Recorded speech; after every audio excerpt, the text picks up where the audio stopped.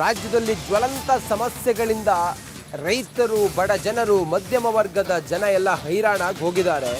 ಹೀಗೆಲ್ಲ ಇರುವಾಗ ಇವರಿಗೆ ವಿದೇಶದ ಟೂರು, ಸರ್ಕಾರದ ದುಡ್ಡಿನಲ್ಲಿ ಶಾಸಕರ ವಿದೇಶದ ಟೂರು. ಸ್ಪಾನ್ಸರ್ ಯಾರು ಕೇಳಿದರೆ ಕರ್ನಾಟಕ ಸರ್ಕಾರ, ಪಶುಸಂಗೋಪನಾ ಇಲಾಖೆ. ಶಾಸಕರ ಫಾರಿನ್ ಟ್ರಿಪ್ಗೆ ಶಾಸಕರ ಫ್ಯಾಮಿಲಿಯವರೆಲ್ಲ ಬರ್ತಾರೆ. ರಿಪಬ್ಲಿಕ್ ಕನ್ನಡದಲ್ಲಿ ಫಾರಿನ್ ಟ್ರಿಪ್ನ ಬಿಗ್ ಸ್ಟೋರಿ ಇದು. ಪವರ್ ಫೈಟ್ ನಡುವೆ ಕಾಂಗ್ರೆಸ್ನಲ್ಲಿ ವಿದೇಶ ಯಾತ್ರೆ ಸಂಚಲನವನ್ನು ಸೃಷ್ಟಿ ಮಾಡ್ತಾ ಇದೆ. ಪಶುಸಂಗೋಪನಾ ಇಲಾಖೆ ಯಾತ್ರೆ ಬಗ್ಗೆ ಹಲವು ಪ್ರಶ್ನೆಗಳಿದ್ದಾವೆ. ಸರ್ಕಾರದ ಪ್ರಾಯೋಜಕತ್ವನ ಅನ್ನೋದು, ಸ್ಪಾನ್ಸರ್ಸ್ ಯಾರು ಅನ್ನೋದು ಪ್ರಶ್ನೆ. ಶಾಸಕರ ಫಾರಿನ್ ಟ್ರಿಪ್ ಅಸಲಿ ಕಹಾನಿ ಆದರೂ ಏನು ಇದು?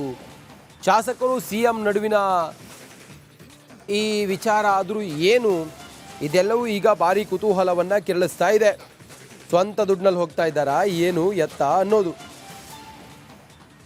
ಸರ್, ಇದು ಶಾಸಕರು ಫಾರಿನ್ ಟೂರ್ ಕೈಗೊಳ್ತಾ ಇದ್ದಾರೆ ಸರ್. ನ್ಯೂಜಿಲೆಂಡ್ ಮತ್ತೆ ಆಸ್ಟ್ರೇಲಿಯಾಕ್ಕೆ ಹೋಗ್ತಾ ಇದ್ದಾರೆ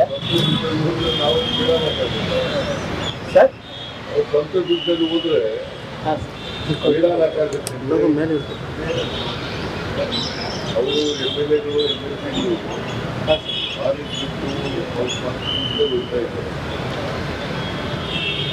ನಿಮ್ ಗಮನಕ್ಕೆ ಇದೆಯಾ ಸರ್ ಇದು?